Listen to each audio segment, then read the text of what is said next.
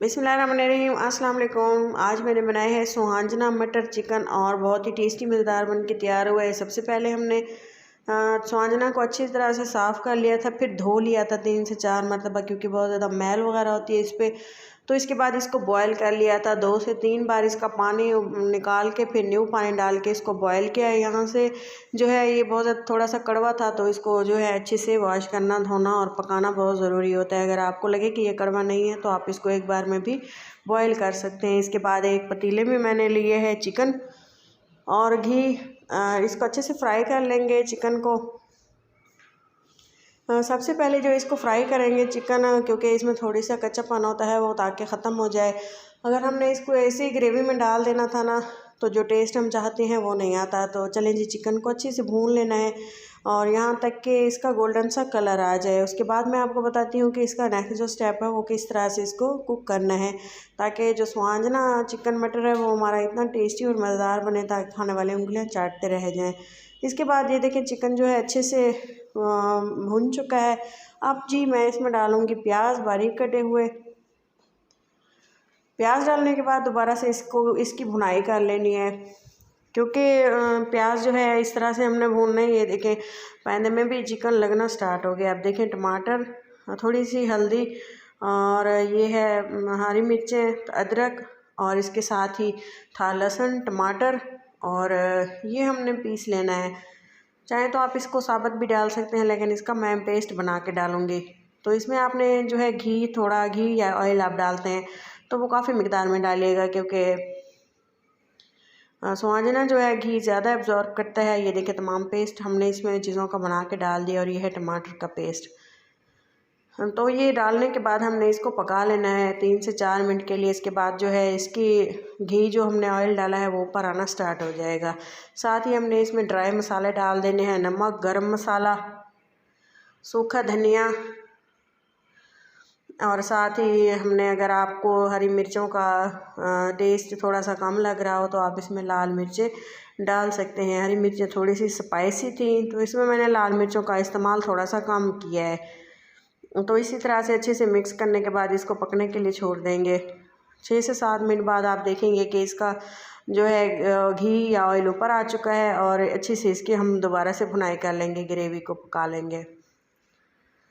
ये देखें इतने अच्छे से मैंने इसको कुक किया है। इस चिकन जो है अच्छे से गल भी चुका है और आप देखें रेशा रेशा हो चुके हैं। यहाँ पे आलू मटर हम डाल देंगे। आलू मटर डालने के बाद दोबारा से इसकी पकाई कर लेंगे 3 से 4 मिनट बाद।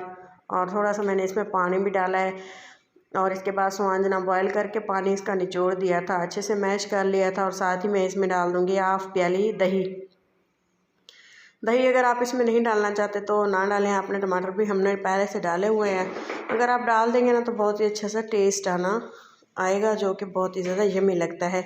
सुहांजना वैसे दही के बगैर बिल्कुल भी नहीं बनाते, लस्सी डालते हैं अक्सर लोग या दही लाजमी ऐड करते हैं। तो इसके साथ ही हमने इसकी अच्छी सी भुनाई कर लेनी है और भुनाई करने के बाद इसको थोड़ी देर पकने के लिए छोड़ देना है। दही ने अपना पानी छोड़ना है जिसमें ये अच्छे से कुक हो जाएगा। आप इसकी लुक देख सकते हैं माशाल्लाह से कितनी शानदार और टेस्टी सी है।